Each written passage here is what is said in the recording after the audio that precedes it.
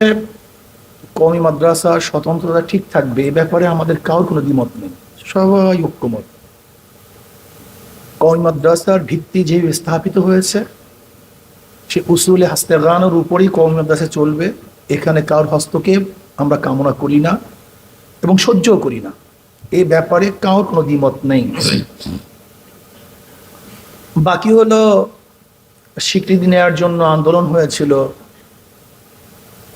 আব্বাজান রহমতুল্লাহ আলাই হসপিটালে ছিলেন বারডেমে, ওই অসুস্থ অবস্থায় তিনি দুনিয়ার থেকে বিদায় হয়ে গেছেন। সেই মুহূর্তেও শাইখুল হাদিস আজুল আকসাব রহমতুল্লাহ আলাই যখন পল্টনে এই স্বীকৃতির জন্য আন্দোলন করতেছিলেন, আব্বাজান রহমতুল্লাহ আলী কিন্তু সেই হসপিটাল থেকে বারডেম থেকে তিনি এসছেন। শাইখুল হাদিস রহমতুল্লাহ আলী বলছেন, আমার ডাইন হাত আমি পেয়েছি। আলহামদুলিল্লাহ সাকসেস হয়েছি, কিন্তু আসলে সবচেয়ে বড় সমস্যা হলো এই, আমাদের ওলামায়ে কেরামের মধ্যে তো আসলে একটু মতানৈক্য থাকাটা স্বাভাবিক, তার চেয়ে হওয়ার কিছু নেই। এক একজনের এক মত পথ, এর জন্য আমরা অনেক জিনিস অনেক দাবি আদায় করতে পারি না।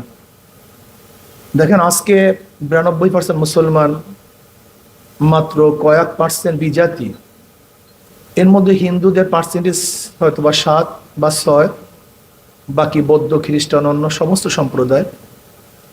কিন্তু তাদের ইউনিটি মজবুত থাকার কারণে তারা কিন্তু সকল দাবি দাওয়া আদায় করতে পারে।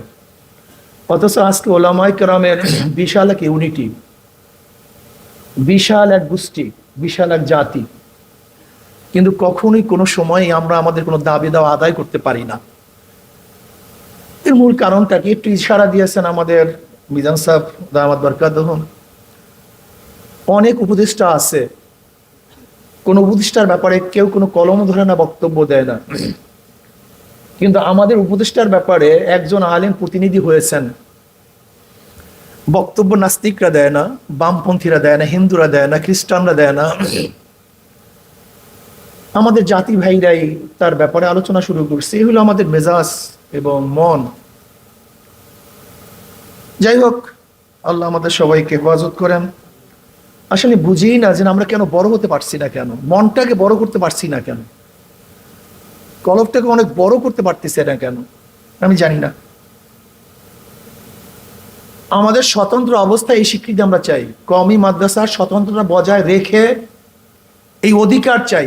এটা কোনো স্বীকৃতিও না, এটা কারোর অনুকম্পা না, অনুগ্রহ না, এটা আমাদের অধিকার। সে অধিকারটা কি? সে অধিকার হলো, একজন ছেলে যদি বিসিএস পরীক্ষায় অংশগ্রহণ করতে চায়, সে পারবে না কেন? আমরা এই কথা বলছি না যে সবাই বিসিএস অংশগ্রহণ করতে হবে। আমাদের কোনো জেহনি মেধা সম্পন্ন কোনো ছাত্র সে তো বিসিএস এ, আমরা এই কথা বলি না দাওরা পাস করার সাথে সাথে তাকে বিসিএস আপনি কি করেন, উইন করেন, আমরা তো এই কথা বলি নাই। সে পরীক্ষা দিয়ে পাস করার যদি যোগ্যতা রাখে, সে অংশগ্রহণ করতে পারবে না কেন? যদি অংশগ্রহণ করতে না পারে, বৈষম্য। আমি তো এই কথা বলছি না, আমরা এই দাবি করছি না যে আমরা দাওরার সার্টিফিকেট দেবো, আমাদেরকে বিসিএস ক্যাডার বানায় দেন, এই দাবি তো আমরা করছি না।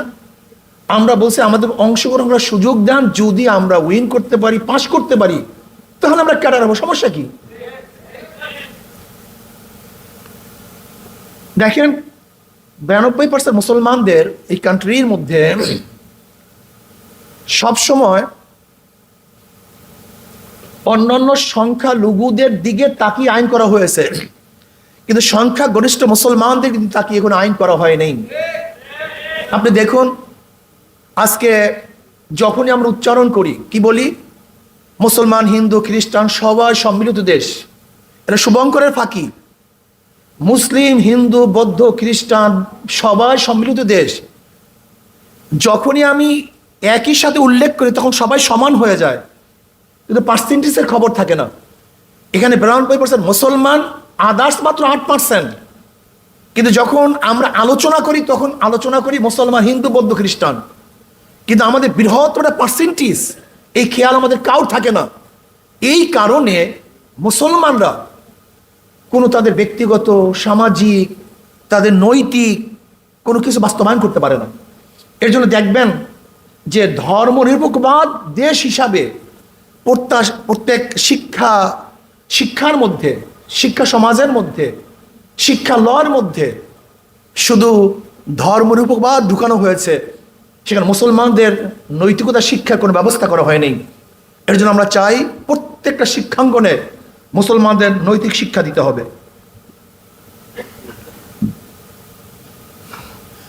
ইসলামিক ফাউন্ডেশন সহ বিভিন্ন ইসলামিক গবেষণা প্রতিষ্ঠানে আমাদের নিয়োগ দিতে হবে। দেখা যায় ইসলামিক ফাউন্ডেশনে কওমি মাদ্রাসার ছেলেরা ডাইরেক্ট নিয়োগ নিতে পারে না, সেখানে চাকরি করতে পারে না, খ্যাতবোধ করতে পারে না। আমরা চাই এই সমস্ত প্রতিষ্ঠানগুলিতে ডাইরেক্ট কওমি মাদ্রাসার ছেলেরা সেখানে অংশগ্রহণ করতে পারবে। মডেল মসজিদ সহ যে কোনো মসজিদে আমাদের কওমি সন্তানরা সেখানে খ্যাতবোধ করতে পারবে, ইমামতি করতে পারবে। কিন্তু দেখা যায় সেখানে আমাদের কওমিয়ানদের সার্টিফিকেটকে সরকার অ্যালাউ না করার কারণে মডেল মসজিদে আমাদের কওমি ছাত্ররা সবচেয়ে যোগ্য, তারপরও তারা সেখানে খ্যাতমত করার সুযোগ পাচ্ছে না। আমরা চাই মডেল মসজিদ সহ প্রত্যেকটা মসজিদে আমাদের কওমি সন্তানরা যেন খ্যাতমত করতে পারে। দেখেন, আজকে বাংলাদেশের সবচেয়ে বড় প্রবলেম হলো দুর্নীতি। এই দুর্নীতির কারণটা কি? অনৈতিক চাকরিজীবীরা, কর্মচারীরা সেখানে চাকরি করার কারণে আজকে গোটা বাংলাদেশে দুর্নীতিগ্রস্ত হয়ে গেছে। কাজে আমরা চাই যারা নৈতিক শিক্ষায় শিক্ষিত, যারা আল্লাহকে ভয় করে, এরকম আলেম সমাজ সামরিক, আধা সামরিক বাহিনী সহ বিভিন্ন বাহিনীতে ধর্মীয় শিক্ষক নিয়োগ দিতে হবে। আপনার পুলিশ, মিলিটারি, র্যাব, বিজেপি সমস্ত জায়গাতে আমাদের কওমি ছাত্ররা যেন অংশগ্রহণ করতে পারে সে ব্যবস্থা করতে হবে। আমাদের জেলখানার যেই সমস্ত আসামিরা থাকে, যদি ঢোকে চোর বের হয় ডাকাত, যদি ঢোকে ডাকাত বের হয় খুনি, এর নৈতিক শিক্ষা না দেওয়ার কারণে। এর জন্য আমরা মনে করি প্রত্যেকটা জেলখানায় যদি কওমি মাদ্রাসার আমলওয়ালা কোনো উস্তাদ, দায়ী নিযুক্ত করা হয়, তাহলে আশা করা যায় যদি সেখানে ডাকাত ঢুকে তাহলে সে আল্লাহওয়ালা হয়ে বের হবে। এর জন্য জেলখানাতে যদি আমরা ধর্মীয় উস্তাদ নিযুক্ত করতে পারি তাহলে ইনশাআল্লাহ দেশের উন্নয়ন হবে, মানুষের উন্নয়ন হবে। আজকে দেখা যায় যে নেকার মাসালা, তালাকের মাসালা আমাদের কওমি সন্তানরা বেশি জানে, অথচ কাজী তার হতে পারে না। এর কারণ কি? সার্টিফিকেট মূল্যায়ন নেই। আমরা চাই যেন প্রত্যেকটা জায়গায় আমাদের কওমি সন্তানরা যেন কাজী হতে পারে সেই ব্যবস্থা করতে হবে।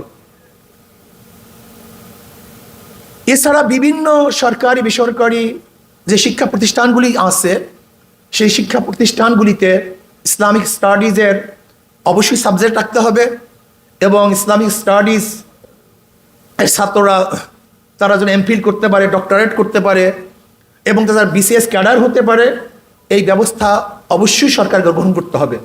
যদি এগুলি গ্রহণ না করা হয় তাহলে আমরা বলবো আমাদের সাথে বৈষম্য করা হচ্ছে।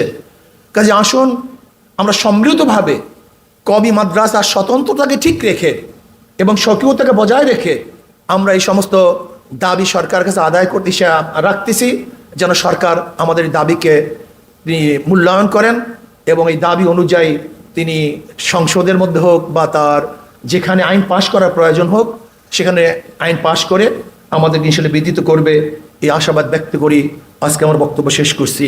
আমা আলাইনা ইল্লাল বালাগ।